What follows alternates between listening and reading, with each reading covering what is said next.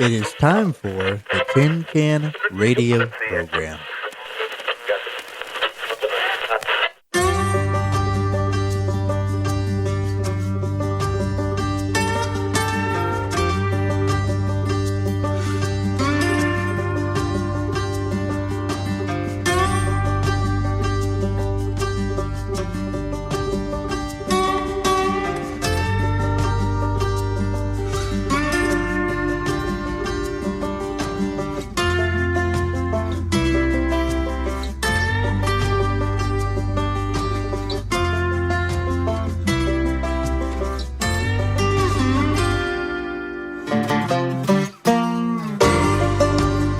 How you doing, Patrick, my friend?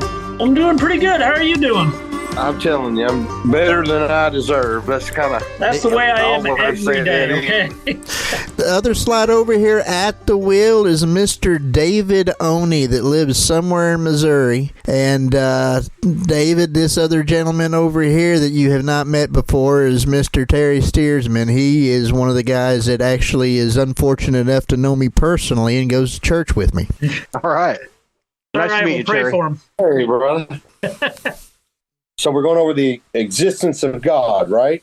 Well, it kind of stemmed from last week's on the moral argument, because we got like partway down the teleological argument, the argument from purpose.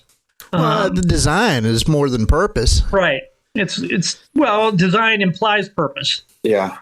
In other words, you don't design things for no purpose. I thought purpose was implied a goal. Well, design is absolutely one of my go-tos when I'm witnessing to others. Yeah. Because, it's just in my opinion, there's so much proof of a creator. You just can't deny the simple facts of some of the things that the human body can do. Well, I would probably say the proper order if we're going to do this here is probably to start out with the whole argument of God as far as from creation, because that just naturally leads into design after you start going in through that anyhow. Romans, Paul's argument, things being clearly seen. You talk about that one? Well, that would be along with design and seeing everything in nature and such. But just the other stuff that we got going on too. The more recent scientific conclusions, like they have actually been agreeing in the scientific community on the concept that there was a beginning, and have been agreeing on that for a while, because you look up there astrologically and the galaxies are going further away, along with tracing the red shifts and everything like that, which means that you work it backwards. There would have had to been a point that they all would have started from. Yeah, this is what's the Kalam cosmological argument. There you go. This was like William Lane Craig's go-to, and it simply states that everything that begins to exist has a cause. Notice everything that begins to exist. Yes. Okay. The universe began to exist and therefore has a cause. And then you add in and that cause is most likely God. Therefore, God exists. Well, it's not just that it's most likely God. You got to look at everything that we got, and just like J. Warner Wallace says, when you look at things, you either got to figure out whether you can explain what happened inside the box, or if you have to go outside of the box to explain it. Because if we can explain everything that's going on that started the universe from inside of the universe, then you don't have to worry about anything outside of that, be it a God or any other thing. But the problem is, if it started from nothing, which is the consensus, then that means that whatever started it has to be outside of everything that we got. It's got to be supernatural. It can't be physical. Well, it's kind of like an argument from contingency. Before they knew that they had any proof at all that the universe began to exist, you could basically find something on the ground, all right, draw a circle around it. can you explain the existence of that thing from within the circle? Or, like your chair. Draw a circle around your chair. Can you explain the origin of that chair inside the circle? No, you have to go outside the circle. All right? Okay, well, it takes, lumber, craftsman, tools. Okay, draw a circle around those things. Can you explain those things from inside the circle? No, and you got to keep expanding the circle. Eventually, you get to an idea of draw a circle around the cosmos. Can what is inside the cosmos be explained from what's inside that circle? In other words, what's inside itself? And that's contradictory. No, it needs something outside of it to cause it. All right. And that's where you get the idea of, where it says everything that begins to exist. God doesn't begin to exist because he's a necessary creature. He is a necessary person. Essentially timeless, spaceless. Yeah. Yep. Immaterial, extremely powerful, willful. These all the dichotomy of good and evil. These all are things that would be necessary for this beginning to work. And it's not a God of the gaps argument because these are all characteristics that actually describe a God, basically what we would consider a supernatural being. Well, you go back just 75 years and nobody knew how tough science was going to get. All right? You got that right. And so there was always these atheism of the gaps argument or naturalism of the gaps that they were making in all of these things, like in consciousness, first life, origin of the cosmos. But what happened was we look at it scientifically, it gets much harder to make those actual connections. Even the simplest cell they're talking is something that has to have something like over 2,000 genomes. You're talking an immense amount of information required for a simple cell. And it's just if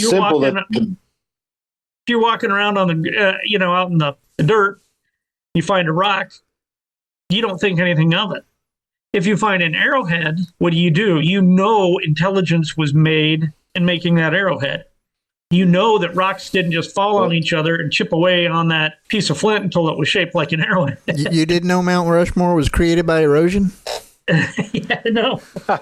And Mount Rushmore is on the order of magnitude of billions of times simpler than... The simple honeybee is more complex than the space shuttle. Right. I mean, it's amazing. The brain of a honeybee is more complex than the space shuttle. I mean, that ought to speak volumes right there. And also, who taught the honeybee how to talk to other honeybees? Yeah. I mean, I didn't know language could evolve or be passed down. We atheism just doesn't work because in order to make atheism work, you have to believe in at least 4 different miracles. And of course, atheists are not akin to believing in miracles. But you have to be able to believe, actually, I think about 5 of them. You have to believe that life came from something, it was somehow made from something not living. Right. You have to believe that somehow through evolution, morality was made. Yep. You have to believe that you can get organization from chaos. Right. Let's see, what else is there? Don't forget the biggest one of all. You got to believe that the cosmos suddenly just popped into existence without any actual causal agent. Yeah, you got to believe nothing came from nothing. Isn't the phrase everything came from nothing, rather? Punctuated equilibrium, that's when the crocodile can lay on its eggs and the chicken pop out. Isn't that punctuated equilibrium? Isn't that what they came up with? So, because there's no transitional fossils, so it all started happening. And it's punctuated equilibrium. I'm sure that's what it is. I remember. Yeah, that's something else that you would have to to explain is you have to explain how more information comes from less information. Yeah. That's right. And we have none of this stuff we have seen. They are assuming that it could have been done with millions and millions of years. Right. But the biggest problem is extra time usually works against you. Yeah. Things naturally degrade.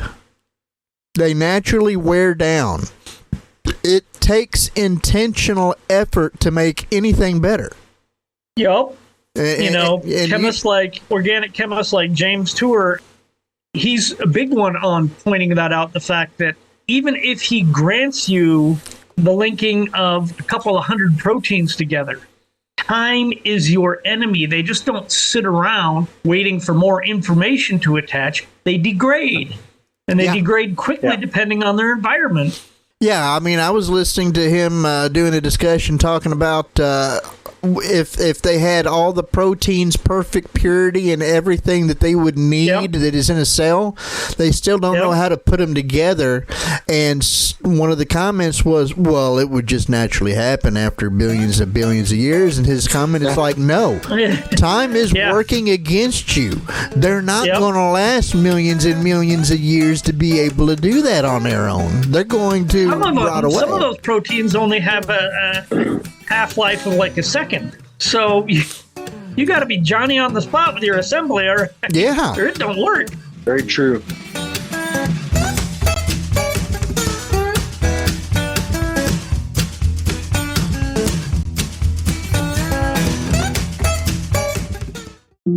Matthew Williams for worldoutreach.org. Late this summer, maybe early fall, my family and I are going to be moving permanently to Brazil, to a state called Bahia, over to the west side. It's a very rural area. You go down this network of dirt roads, village after village, and what's heartbreaking is that none of them have anybody to share the gospel with them. Some of them will have a Catholic church. The reason they have the building is because the Brazilian government will actually build the Catholic church for them under certain circumstances. And so, you'll find the building, but there's nobody there telling them Jesus died for them, that Jesus loves them, that there's hope. The building's there. They use it for community meetings. They're like, we've never seen the priest come. The advance has only gone so far because there's nobody there to really tell them, because they got to go out and earn a living and provide for their families, and then being able to go and hit all these villages, there's just not time in the day for all of it to happen. And not to mention, those guys, they need to be discipled. That's what we're hoping to do. We're already seeing where God is doing huge things in these neighborhoods, in these communities, to reach people with the gospel. When they have services, people pack that place out. I mean, it's astounding. But like I said, right now it's stalling. Obviously, none of that happens idly. None of it happens by accident. It happens by people being intentional about doing what they can to reach the people here and the people all over the world with the good news, to open those gates wherever we have an opportunity. What we do with this, we can't do it alone. We can't do it without you. The number one thing is always prayer. We always need prayer, because at the end of the day, it's God who makes us succeed or not succeed. And so prayer is huge, and we ask all of you to be a part of praying for this. And the idea is that we're working to tell people about Jesus, and so we rely on people like you. And so if God puts that on your heart, say, hey, I want to support what they're doing here. I want to be a part of this, beyond prayer. I want to be an answer to prayer. You can do that by going to www.worldoutreach.org/350. World Outreach, all the gifts are tax deductible and whatnot. It's possible to set up one-time gifts, but it's also possible to set up monthly recurring gifts as well. And those monthly recurring gifts, that is our biggest prayer request right now, because it's those small monthly donations that keep us there. Whatever God has given you to be gracious with, it's those small recurring gifts that keep us being able to stay there month after month, year after year, to reach these villages that don't know Jesus, that don't have anybody else sharing the gospel with them, discipling them. You can support Matthew and his family by going to worldoutreach.org/350.